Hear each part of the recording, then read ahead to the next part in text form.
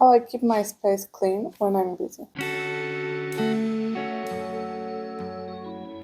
Hi, I'm Maya. I make videos about responsible design, conscious consumption, and sustainable lifestyle. And today I have for you some tips or some things that I'm doing when I have really busy and stressful time to keep my home semi-clean so that I don't go crazy and the clutter doesn't accumulate over the time. So imagine that you are in a room that is full of stuff. It's cluttered. Every surface has some objects on it. There are lying some clothes, there are lying some papers, everything is everywhere and it's true mess. Then think about a room that doesn't have all these things. It's pretty organized. You can see some dust on the shelves and on the floor. You can see some spots on the counter, but you don't see the mountains of dirty dishes. And for me, this comparison is the difference in between the stuff that I'm doing and if I wasn't doing them. You are not deep cleaning. It's obvious that the space isn't perfect, but the amount of stuff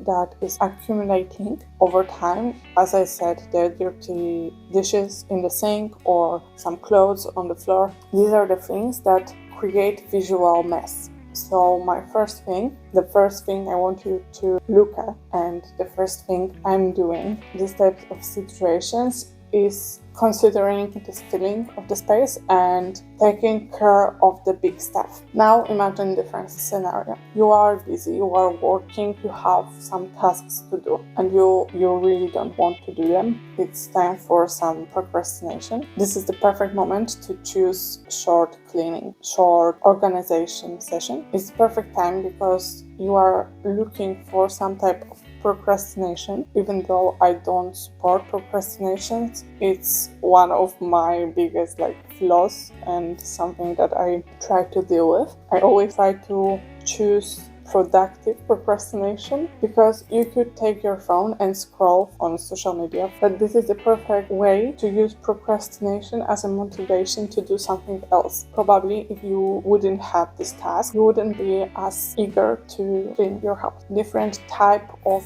incorporating cleaning sessions into your workday is to use cleaning as work breaks. Cleaning is really satisfying and you visually can acknowledge the work that you have done while cleaning, especially when it comes to these bigger things that I was talking about. If you have your living room full of stuff and then you will put everything on its place, then you will instantly see the progress. And this also is great for motivation and gives you this power to do more.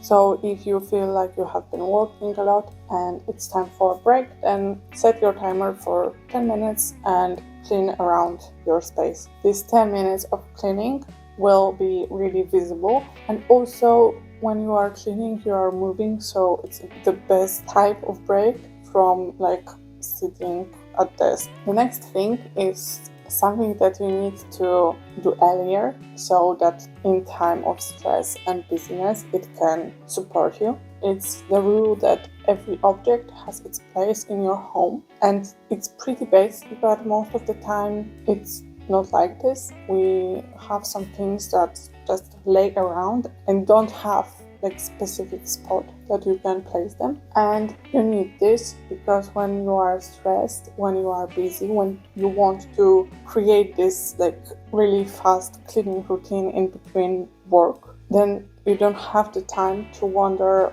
where to put something. You just need to do it without thinking and know exactly where is place for each item. And connected to this is the rule that I try to stick to every day, not only when I'm busy, and it's to put away and don't put down. I think it's pretty popular lately. I have heard it a lot, but this is the greatest small habit that will help you clean your space on daily basis. If you put something away, you don't have to do it later. It's most often not a large amount of work. It's pretty easy. It's just taking a few steps more or putting this plate, not on the counter, not in the sink, but in the dishwasher. If you don't have dishwasher, it's easier to clean it right away than later when it's like the whole sink is cluttered with plates and dishes. So do it right away, put things on their places, and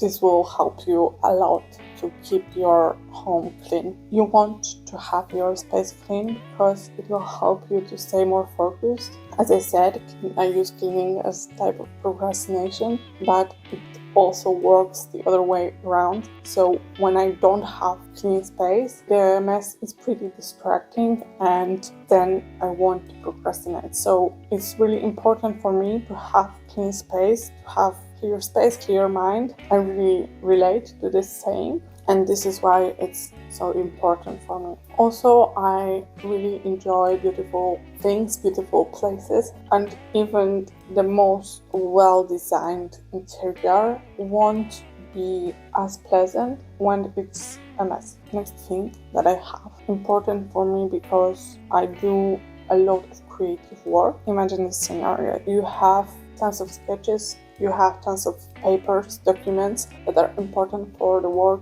that you are doing right now. You also have some sewing kits, some ceramic plates, all the prototypes, and it creates a huge mess. But the truth is that you need those things. You need them because you are using them on a daily basis when you are working on a project. And in this scenario, I also like to have a place for each mess. I like to create some piles. Think about it as organized mess. On my table, you can see each type of work activity has its own pile. I have a box with prototypes. I also have a pile of documents and sketches, and also these are two separate piles because I try to have it in one space. I have one table that is a mess, but the rest of the apartment is pretty clean, and this is what helps me to stay organized in my work as well. Maybe this doesn't concern you because your work doesn't require so much things, but probably you also have other responsibilities, other documents, other stuff that you need to take care of, and you want them in visible place. For me, this is my table. I have a table that is covered with prototypes, with sketches, all of this, and it's a mess. But it's organized mess so that it's easy for me and functional for me, but also it will be easy when it's time to clean it up, and it will be easy to clean up later when I'm finished with this project. The last thing I do, and I kind of struggle with it, but I try to do, is to ask for help. Probably if you are living with someone, you have chores that you do. But when you are busy, maybe you can ask for help. Maybe you can exchange some chores. Maybe you can ask for support. You can easily explain that this, week is harder for you because you have a deadline. It's harder when you are living alone, but I assure you, if you ask your friends to come and help you, they will. I think it's okay to ask for help, and I try to implement it more in my own life, even though for me and probably a lot of people it's easier to work in clean space. It's okay to have a mess for a few days, even for a few weeks. The most important thing is that you don't stay in that mess later. I think when we are talking about interiors and our homes, it's important to touch also on those real topics like being messy, living in the space. It's not like these pretty interiors that are photographed for interior magazines. These are real places with real people that work, that have fun, that have hobbies. It's a place of life, place in which we are living. We are using it. We are using the objects that we own. Put them away, don't put them down, but also don't imagine some unrealistic expectations for your space. That's it for me for today. I hope it was helpful. If you have other tips, please share them in the comments, and I will see you next week. Bye!